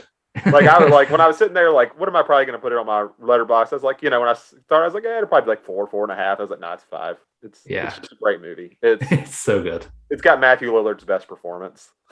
He's so good in it. He's just unbridled Lillardness. They just let him go wild during this film. Like I think me and my girlfriend like quoted like his lines for like the whole week after we watched that movie. Awesome. Not a slasher film, but something we've already talked about earlier. Number 2 for me is probably The Shining. Just okay. Basically because I don't know how you could possibly look at that as not a horror film. But anyways, I was shocked to hear that. Yeah, we've already kind of talked about it. I don't know if there's a film other than my number 1, which is for slightly different reasons. I don't know that there's a film that instills a sense of like dread as much as The Shining. And like, I just believe that guy is slipping into insanity and we're kind of like watching it happen. And I just like, don't want it to happen. I want his family to be safe. And the whole thing is just terrifying. So yeah, I think plus it's Kubrick, so who's not a bad filmmaker. So I think everything just kind of goes together perfectly there. One point we talked a little bit about, non-horror directors kind of like going into the genre.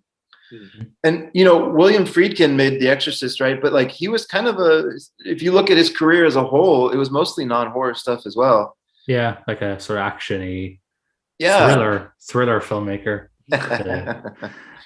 Yeah, no, for sure. And that's on They Shoot Zombies. Those are 1 and 2 of all time.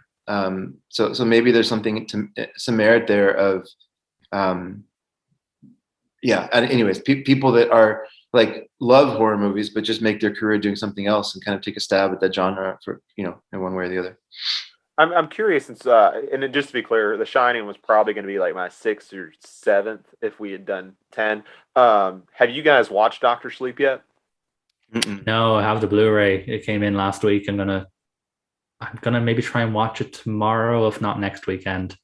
Theatrical, not theatrical, director's cut. That's the one to It's not watch. on there. I couldn't get a copy of the Oh director's cut man, in Region the B. theatrical's still good, but the Yeah. director's like I think is much better. But yeah, Yeah, I specifically looked out because I remembered your review, the first one you did for the website. So I specifically looked out to try and find if they had a copy of the director's cut, but I can only get theatrical. but and you haven't seen it either, Chris? No. No. Okay. For my number two, I'm going to, while I didn't want to do anything with the same subgenre, I am going to cheat and have the same director. So my number two is going to be John Carpenter's The Thing, Nice. which it's, I don't know what else I can really say about The Thing that hasn't been talked about to death. I just think it's a fantastic movie. Everything about it. It is one of the few movies that was a passion project for John Carpenter. And it sucks to sit there and see that was probably what hurt his career the most, was making The Thing. Like the one time he didn't sit there and say, I'm making this purely for money. He made it because he loved the original movie and he loved the source material, and it punched him in the face pretty hard through the rest of his career. It sucks. It's an honorable mention for me. I almost brought it in for one of the other films. It's kind of the perfect horror movie, right? I mean, it's sort of every beat is like, it's not too funny, it's not too goofy, it's not too campy. Like the whole thing is just, I think it's I don't know. I love it. Yeah, it's very like, it has this like weird mix of the 70s and 80s to it. Like it was made early 80s, but it has that. I would never say it's like The Shining. If somebody said they thought that was a 70s horror movie, I'd be like, yeah, I could see that. Even though it's made in 1980. The Thing, it's like, it is the 80s movie for me. Like it has that fun element, but it never loses its suspense. Yeah. It doesn't sacrifice, the suspense to just make something cool and unique. It adds to it. So I could talk about it all day, but I love the movie to death. We talked about practical effects earlier with The Invisible Man, and The Thing is probably the pinnacle of horror film practical effects in terms of what you could achieve practically. Some of the things they did in The Thing, through animatronics, are just mind blowing. That's true. Yeah, like the spider head thing is still like so creepy to me. I mean, maybe it's where I'm scared of spiders, but that whole part is awesome. Yeah, it's a great movie. Should I give my number one first? I was gonna say, yeah, because I know me and Zach are definitely have the same, so you should maybe do yours. Okay, so I have you to thank for this, Adam. Oh. Thinking about Night of the Hunter after watching it, it jumped up to number one for me because of mostly the shadow work and the way they play with perspective in that movie, and the way that when the villain is, there's a scene in particular I'm thinking where he's coming from the basement and he's reaching up to the girls as they're racing up the stairs, and the way that his hand in the shadow plays, he seems larger than life. He's this giant monster, and it's like this terrifying moment on screen. I know it's not a horror film in some senses, but as I think about the film, I don't know that there's going to be ever a movie made that balances that ability to create dread whenever the film needs to, perfectly. And I think it's going to be, it's going to be my favorite horror film, I think, for a long time. Interesting, because if I had considered that a horror film, there's an argument to be made. It might be my number one, because it's definitely in like my top three favorite films. I think of it too much. I'm subscribed to the theory that the film is essentially a fairy tale. So maybe that's why I don't really lump it in with horror, but it definitely has horrifying moments. We sort of talked about earlier, films like this, like where's the line for horror? And this could blur the line. I know a lot of people call it a film noir because obviously it has dark themes. I always think of it kind of like a fairy tale, just set in sort of non-fairy tale land, because it has all those sort of those figures that you'd always see in a fairy tale, the sort of the evil stepfather, the fairy godmother kind of characters, after they're sort of battling for the souls of these children. So that's maybe why I always think of it as like a fairy tale. But yeah, if I was to consider it a horror film, it could very possibly probably be number one for me as well. And if anybody really wants to hear us talk a lot about this movie, it was one of our first episodes. It was like one of our first 6 episodes, I think. Yeah, it was right. Yeah, it was early. It was early doors. Yeah. So I think, just to spoil that a little bit, we all love that movie. I'm a big fan of it as well, and probably it has one of my favorite shots in any film. If I was going to do like a top 10 of that, I love the Can I guess part. which one it is? Oh, I bet you know which one is it. Is it the horse on the when he's riding the horse? That's a great one, but I was actually Okay. thinking of the underwater scene. Yeah, the hair. Oh yeah, how could I I love forget? that That's shot to so death. good. Yeah, Oh, I that's love that shot to insane. death. It's just honestly that whole movie. It's a cliche to say every frame of painting, but there's That some is. truth to that. It looks so good at every scene. There's two films where I would happily take any frame from that film and hang it on a wall. That and Vertigo. Like Yeah, I need to. I'm rewatching Vertigo soon since I have the 4K. But yeah, and not to get off topic there, but yeah. I suppose we'll move on to me and Zach's number one then. So unsurprisingly, it's John Carpenter's Halloween. If you're a regular listener to the podcast, we've mentioned it a billion times, I'd say. Why do you like Halloween, Zach? What does Halloween mean to you? Halloween to me just kind of is just the embodiment of what horror really is to me. Like, it's simple, it's effective, it's moody, it just has all these great elements to it, and the simplicity is what makes it. Like, I love The Shining, but The Shining is a little bit more complicated, not a ton more, but it has like a little bit more moving parts to it. I just love how much it encompasses into just this small little town and something that can happen while not forgetting like it's a horror movie. There's like this supernatural element to it that gives Michael Myers, who has no personality, who has no character really, like this bit of character to him, makes him intriguing. And while we're still watching movies with him 43 years later, and there are 11 more since then. So yeah, that's really what it comes down for me. I agree. I think it's just the perfect horror film.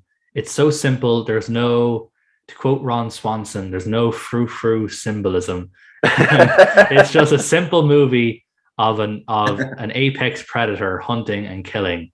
It's just such a simple film of the shape, Michael Myers. He sees some people, he wants to kill some people, he does it. And despite the fact that there is very little blood or gore, I think we see blood flow maybe twice in the whole film. There's very, very little in the entire film. It is still so scary. Michael Myers is the embodiment of a horror movie monster, because he's not really a man. He has no personality, as you said. He is vaguely supernatural, but not explicitly so. He is the shape, and I love that they call him that in the in the credits. They credit him as the shape, because that is literally what he is. He's like a shark. He's like, to go back to Tremors, he's like a land shark. He is a land shark, Exactly. And it's that's what makes him fascinating. Like, we gave personality to Freddy, and I don't have a problem with that. I like the Nightmare on Elm Street films, but he carries a lot of them. The thing I think was always kind of an interesting part for filmmakers of Halloween, even for the good and bad ones, was you were having to take a character and make the things around him interesting.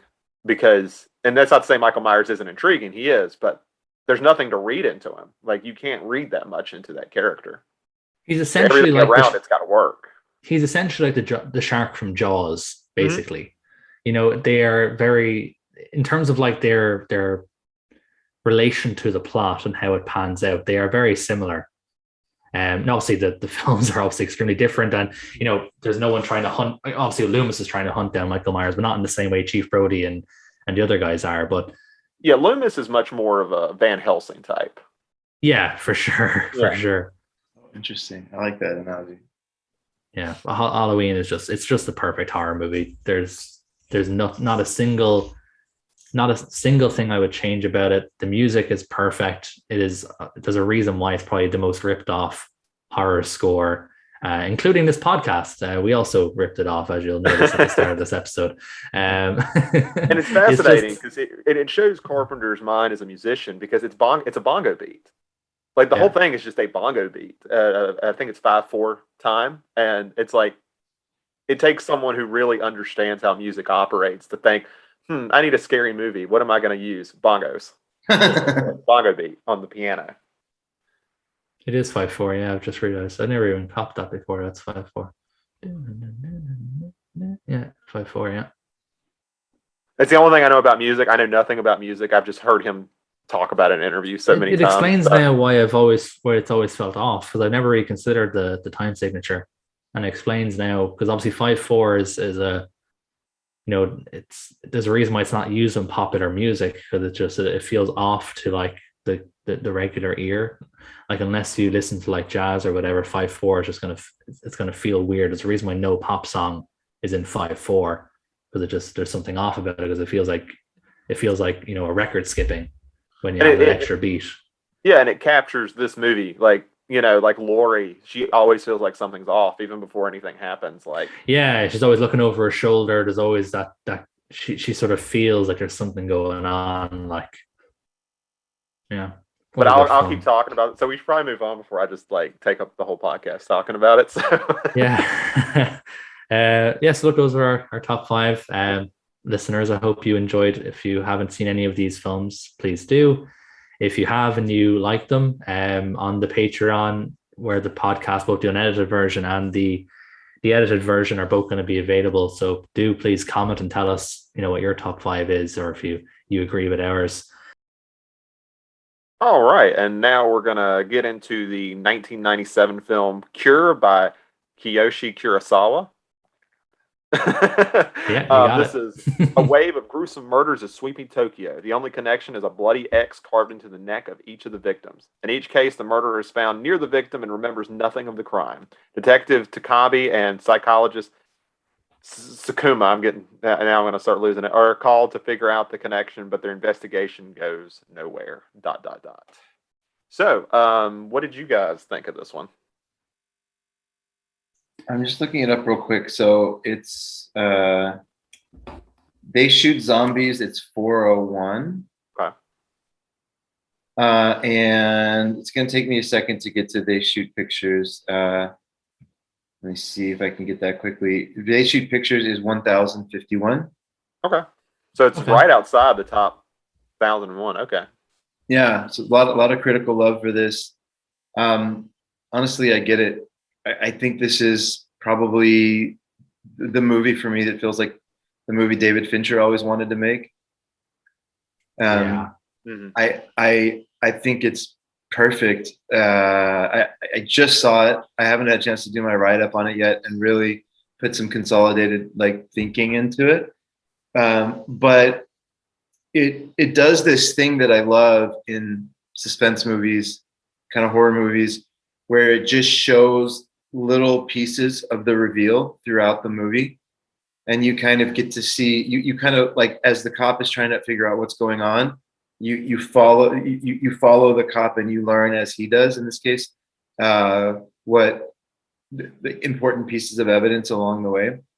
And they keep the guessing high throughout the majority of the film. So I think it's a masterpiece. I think it's talked about as a masterpiece the right way. I think it's a great film. Really loved it. You talked about with Fincher, and of course, obviously, comparisons to Seven and Zodiac are there. This also reminded me a lot of Bong Joon-ho's Memories of Murder as well, that he would create, I don't know, 5 or 6 years after this. I feel a lot of that in there as well, especially the end in a lot of ways, which I won't spoil, but I completely agree. Those are the 2 films I was thinking about the whole time, Zodiac and Memories of Murder. I was getting Seven vibes from it as well. So I completely agree with you guys so far. I really liked it.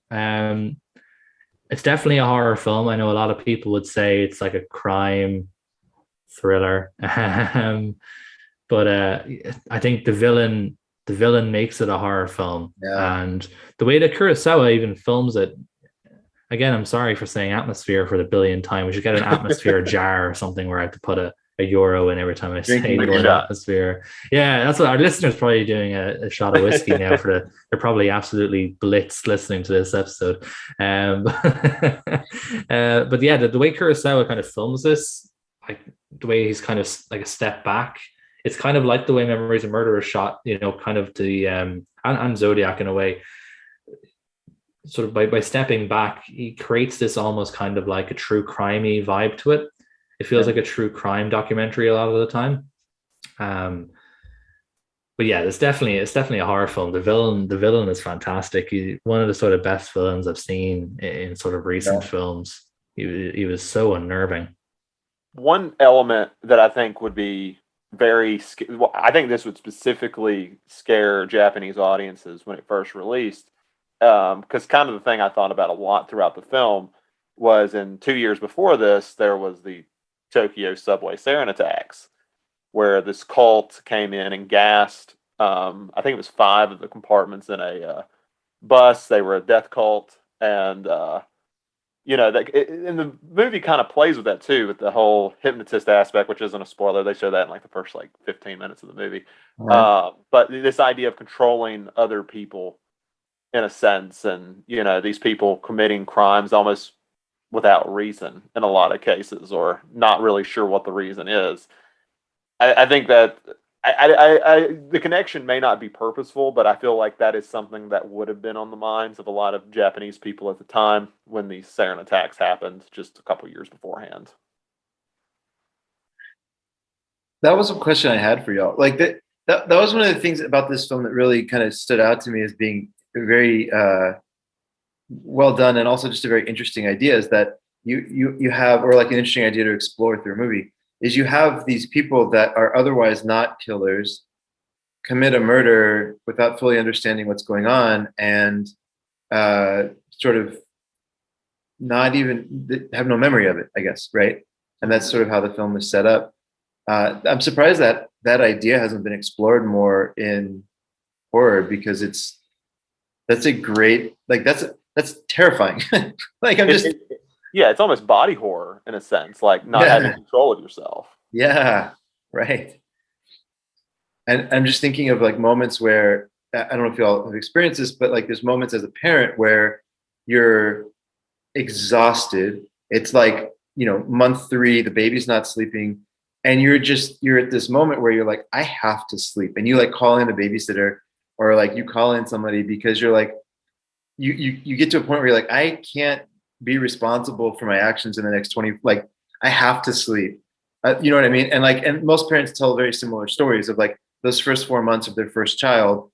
It's just like something you haven't really ever fully experienced before, because you have to be responsible. You have to be mentally like with it. And you're also the most tired you've ever been. So it's like this crazy mix of things.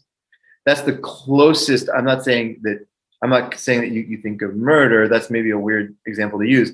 But moments where the mind is like, you lose control of your mind briefly, and you're kind of aware of it. Maybe like a smaller example would be if you've ever driven like at 3 a.m, for whatever reason, you have to be driving long distances at that time, and you're just like doing everything you can to stay awake, but your body is like about to go to sleep.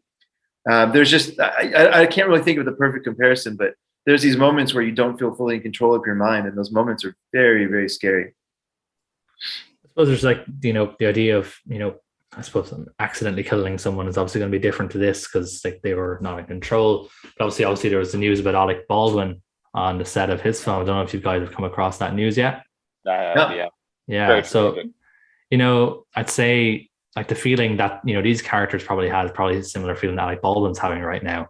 The idea of killing someone with it not being your fault at all. Obviously in his situation, he was handed something he shouldn't have been handed and told it was safe. And obviously the characters in Cure, they were just under the influence of a villain. But it's the same kind of idea where someone is dead at their hands and it wasn't their fault at all. So it's an unimaginable feeling, really. In society, we have a hard time dealing with that too. Like you talk about like the girls who were under the influence of Charles Manson, like, how much blame do we give them? Like, or, and obviously they hold more than these characters do here, but we have a hard time figuring that out as well. Like, when you do something, how responsible are you for it? And I think that's a very fascinating thing with this movie is they're 100% responsible and also 0% responsible at the same time.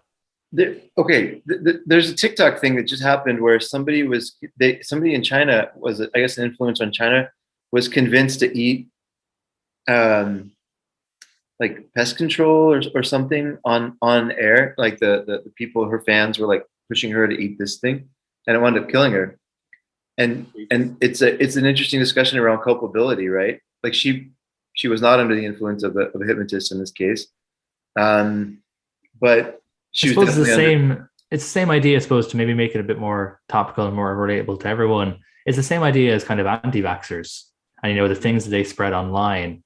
I know they sort of prey on vulnerable people who then don't get vaccinated because they've heard all this anti-vax nonsense, and then they end up dying because they didn't do something as simple as getting a COVID shot. Right. Yeah. Do we hold, like, there was a recent example in Ireland of this guy, this older gentleman, lived on his own, very vulnerable person, and he was in hospital on a ventilator, and an anti-vaxxer came in that he was already sort of connected with and took him out of the hospital, brought him home, and he died less than 24 hours later. The anti-vaxxer wasn't held responsible. He should be, because he was one who convinced this guy that he didn't need to be in a hospital, that the doctors were trying to kill him.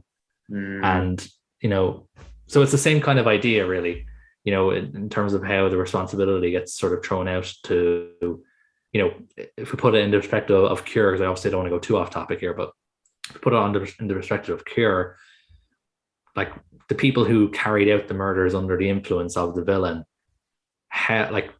do we hold these guys responsible? If this was us in their shoes, how would we feel about this situation? It's a very scary idea, and I think that's what definitely makes this a horror film, because the situation that the characters are put in is just terrifying. And the interesting thing with all of us talking, it's something I kind of noticed. We all gave very different stories at different times. Some today, some years ago. This is a problem and I think that's why Cure has had a staying power, is because it's not just related to one thing. It's something very human and very to that sense. And I think that's what kind of makes the movie interesting. You make so many connections with just that simple idea. Love that. Yeah. So I just was thinking if this is going to be a spoiler. I'm pretty sure it's not, but y'all stop me if you feel like it's getting into spoiler territory. I don't think this is. We see, like, halfway through the movie-ish, we see him actually for the first time in the moment where he's like playing with someone, right? It's the woman doctor, and we see the way that he preys on her history and to kind of get her to that mental state of where she can become a killer for him.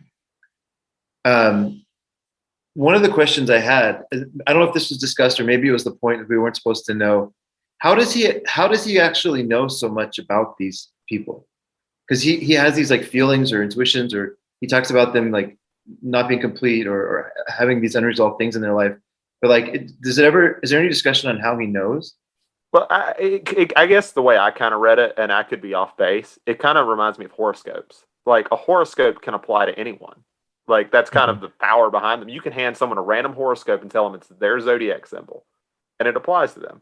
I think a lot of what he tells them is things that apply to a lot of people. I mean, I think there might have been some. It's been a little bit since I've watched it now, but I remember it seems to be they're specific enough and also broad enough to where you can kind of get to kind of identify with someone.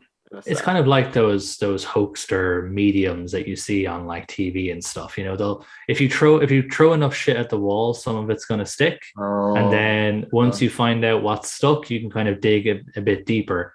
I don't think it really showed.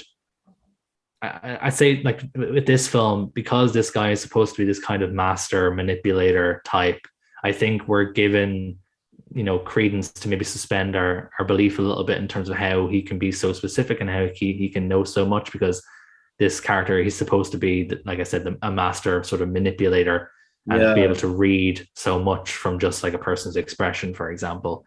So I don't remember exactly how specific he was getting with these, when he was doing, his thing of putting people under his influence. I don't remember exactly how specific he was, but yeah, I think it's just one of those things where, throwing enough, like I said, throw enough shit at the wall, some of it's going to stick. So like, just throw out enough stuff and you'll eventually be able to, you'll catch something that applies to someone. If magic is if what makes magic so powerful is the ability to learn sleight of hand, like so much magic is just based on like hiding something in plain sight, right? Yeah. Maybe there's a similar type of skill that's learned in the power of persuasion around being specific at times and then being able to be general at times based off of like assumptions. Like with the doctor specifically, he says when you're in medical school, you were like cutting up a cadaver. And maybe that's just one of those things that feels specific, but like is actually a pretty general thing that happens in medical school. But maybe it was like just specific enough to where it kind of triggered that memory for her or something. You know what I'm trying to say? Yeah. Like it's an experience everyone from medical school, but everyone has a distinct memory of it. Yeah, exactly.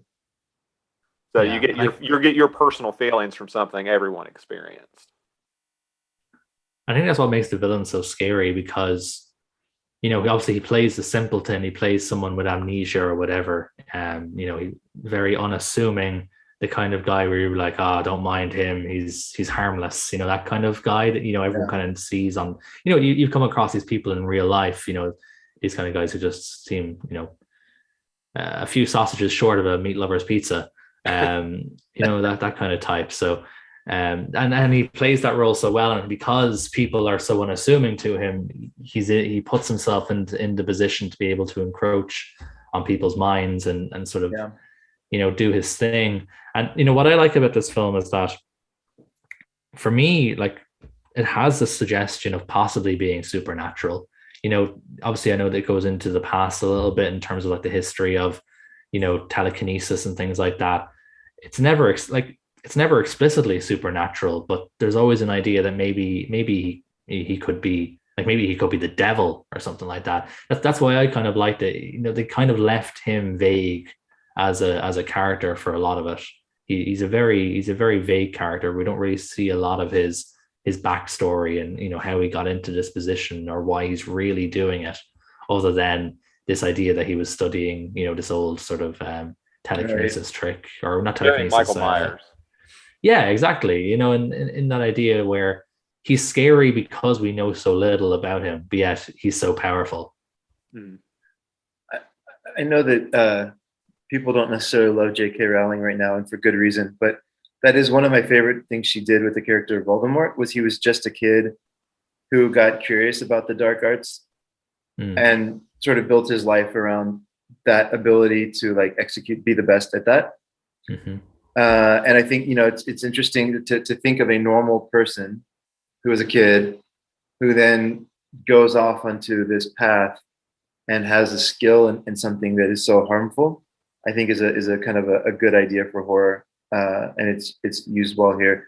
I do like the idea of supernatural. That'd be an interesting sequel if he's somehow, if you see the origin story of this kid or something. But yeah, like I suppose one thing I want to talk about as well is just the ending. So I'm just going to put a spoiler warning out for listeners. If you haven't seen the film, maybe skip. Well, actually, we're not going to be, just a spoiler for anyone listening, we're not going to be doing any other business this week. So this will be the last segment. So you might want to cut off here if you want to avoid spoilers for this film. But there's two things about the ending that I love for like entirely different reasons. And I don't know if you guys are sort of maybe love this as much. So the first thing I like is just, it's kind of like weirdly funny to me. And it's basically just when the detectives just like, you know what, I've had enough of your shit, and just shoots him down. Yeah. And just shoots the shit out. It's kind of like, it really reminded me of Indiana Jones. Where the dude is like, with the sword, and Indy's just like, no, fuck this, and just shoots him. I kind of like this, that it was a really blunt ending. I just kind of I really like that. But just when you think it's over, then it just has this little, Kurosawa just kind of winks at you at the end, then with the very last shot, with the waitress where she takes out the blade, and then it just ends. Kurosawa is just like fucking with you. Then is like, is this really over? Very jolly. And like, if like, this is why I think maybe the idea that the villain might have been maybe like a demon or the devil or something. Maybe he's now sort of moved on to his next vessel. Maybe the detective is now sort of in carrying this sort of darkness within him. So there was just two very different things about the ending that I really liked. So this was my question, and so if we're doing spoilers, I don't know that. So the guy's name was Mamiya, right? Mamiya. Yeah. Mamiya, wasn't so my reading was he was also under the influence of something else that he could like he was being controlled by something, right? Because that wasn't my reading, but maybe I'm wrong. Well, I guess you could see that because he has the memory. Well, he claims he has the memory issues too, right? So I mean, that's kind of the. He has the memory issues. I thought that was his stick, though. Was that his way of getting people close to him? Because they're all like, "Oh, this guy, he has amnesia. Let's take care of him." I thought that was part of his stick. But the cop at the end watches that tape, and it's that nonsense kind of language, right? Yeah, exactly. And I'm wondering if that's the transference of the spell. Like if he's now under the spell as well as the movie ends. Perhaps, yeah. Yeah, that's possible. I mean, then that kind of goes into that whole responsibility angle. Like if he's under the influence too, can we even say he's responsible? Yeah. Exactly. I don't know that the Mamiya character ultimately had culpability if this reading is true, because he was under the influence the whole time. It just harks back to what we mentioned earlier about some people not liking ambiguity in their horror, and I absolutely do. Give me an ambiguous ending every time. I like to figure it out for myself, and this is the reason why, because now we have different readings of the same film. It's the same film. We've all seen the same thing, but we're thinking about it in different ways, which is really, I think, the best thing a film can do and a filmmaker can do is make the audience have a little think about it. It has staying power too, because I mean, you think about Cure, how many crap posts on our Criterion have talked about this needs a Criterion. Oh, it's one of the most requested. I remember when Janice sort of announced they had a 4K going to be showing, and the internet went wild because it meant that probably at some point it's going to come Criterion. I know it's on Eureka already for if you don't want to wait for Criterion, but obviously you're probably better off waiting for the 4K, because I don't think the Eureka one is the 4K remaster, so you're probably better off waiting. This is one of those ones we were talking earlier about films that might be better on VHS with grain. I think some of these scenes would play really well on like a grainy image. Like there's that one scene where the detective goes and sees Mamiya when he's in like a prison, like an old beat up prison. The grainy prison walls, yeah. Yeah, and he sees he's sitting on the toilet, and like that scene looks like something almost out of Saw. And I think some certain scenes like that would play really well with some grain. For sure. Yeah, I think it looked great the way it did. Like it sort of adds to the, that sort of grittiness, that griminess. Really, it kind of adds to the film. Yeah. I don't think this would, I suppose it's always nice to see a picture clearer, really, but I don't think this film suffers from not being in 4K. Yeah, I agree. I think it's a good way to say it. That wraps up this week's episode of They Live by Film. If you want to read more of our thoughts, visit theylivebyfilm.com. And you can also follow our Letterboxd, Reddit, and Instagram accounts from the links in the description. For now, take care.